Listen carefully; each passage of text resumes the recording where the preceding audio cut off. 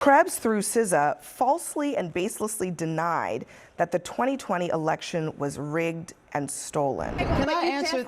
Well, you haven't wait a minute. answered, but you have not answered. Chris Krebs told the truth, and now he's being targeted by the government with an executive order.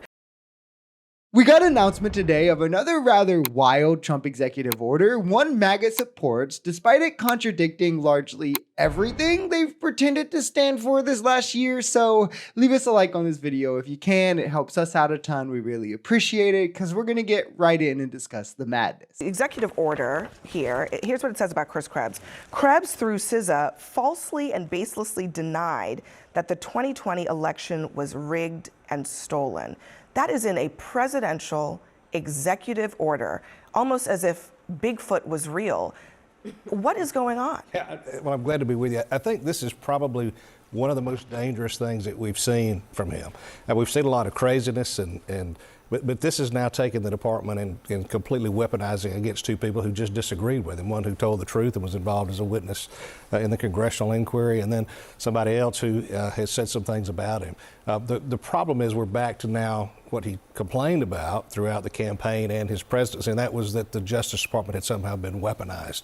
And now you see him essentially given a mandate and a directive by way of this presidential order to the department to move forward. He signed 2 executive. This is literal public weaponization of the DOJ. Trump publicly directing them to go after his political enemies, doing so through an executive order. In this case, an ex-aide at Homeland Security who wouldn't go along with his plot to legitimately steal the election, and another who was willing to speak out his lies about Democrats trying to steal the election. Trump has produced no evidence of a crime by either of these gentlemen. There's not even accusation of a concrete crime of these two gentlemen, just a blanket direction to have them investigated because, well, he crossed Trump and Trump's mad at them. Now, despite Biden never doing anything like this, despite Biden never saying anything like this, there being no evidence of the such, MAGA made a whole conspiracy about how he's evil for doing this exact thing, but they're now cheerleading Trump, publicly stating it, doing an executive order on it, further showing these people have no real morals. Do you think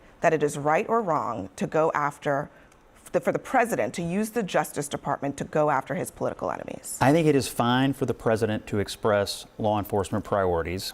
I think that the Department of Justice should exercise the same judgment that they would exercise on anyone else as it relates to whether someone should be criminally investigated. But here's what I believe about the order in total. The security clearances, fine. There's far too many people with security clearances. I don't have a problem when they take them away. Reviewing access and dissemination of information, perfectly fine, because we do know some oversteps occurred. Looking at whether the government was involved in censorship, which we know they were, perfectly fine. But I think he's talking about censorship of his lie. He's well, there alleging. were other issues. Hold on, issues Scott. related to COVID. He is alleging that CISA censored his lie that the election was stolen. It is not true that the election was stolen. Chris Krebs told the truth, and now he's being targeted by the government with an executive order. I mean, you literally can't write this any better. For Biden, who states, I won't speak on Trump's cases, I'm going to let the DOJ handle it, MAGA tries to connect every straw in a conspiracy just to say Biden is being a dictator. He's weaponizing the DOJ against his political enemies. It's a big conspiracy against Trump. But now Trump comes out with an executive order, literally saying, yeah, investigate this guy. He told on me for lying.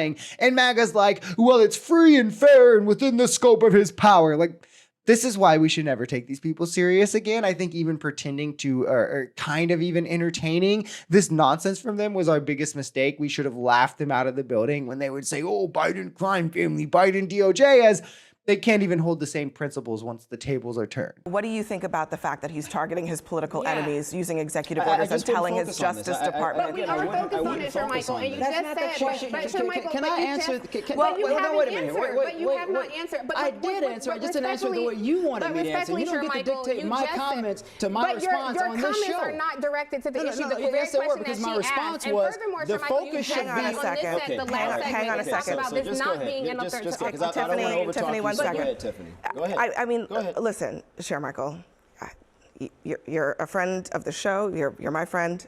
Please answer the question. I answer the question the way think I that, want. but Nobody's going to dictate the way I answer questions on this show. You may not like the way I answered the question, but I gave an answer. No, I don't like that. We're not going to do dictating reply the way I want you to reply. Then just don't ask me a question if you don't like my response. I mean, this is ridiculous. Michael, you don't get to. Do we not live in a democracy now? I mean, we talked a lot about a democracy tonight. I guess not on this show. You don't get to just change the subject to avoid having to say something that might be perceived as negative about Donald Trump.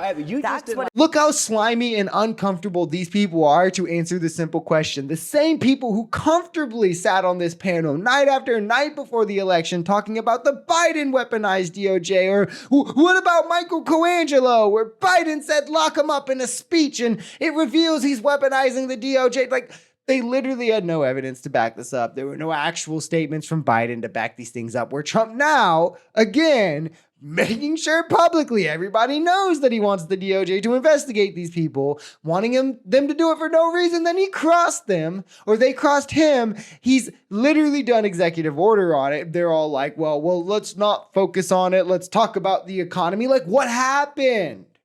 I thought this was corruption. I thought this was a major issue.